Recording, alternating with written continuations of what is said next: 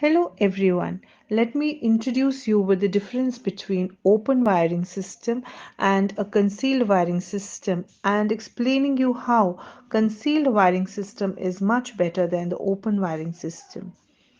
Basically, open electric wiring system which uses cleats, flexible tubings, knobs and tubes to protect and support insulated conductors run on or in a building not concealed by the building structure.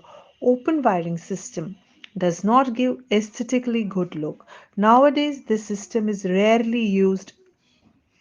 In this system, there is a high risk of mechanical injury. While as talking about the concealed wiring system, a concealed wiring is electrical wiring contained in walls and inaccessible ceiling framing areas. As a word suggests, concealed means hidden.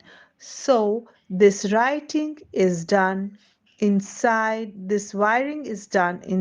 floors, walls, and it is further concealed, hidden by plastering the walls. In other words, using plastic or electrical wiring inside a wall, a ceiling, or floor with plastic or metallic piping is called secret concealed conduit wiring. Concealed conduit electrical wiring system is the most popular, aesthetically beautiful and stronger. It is most as it is common type of electrical wiring used nowadays as the surface looks neat and clean. Thank you.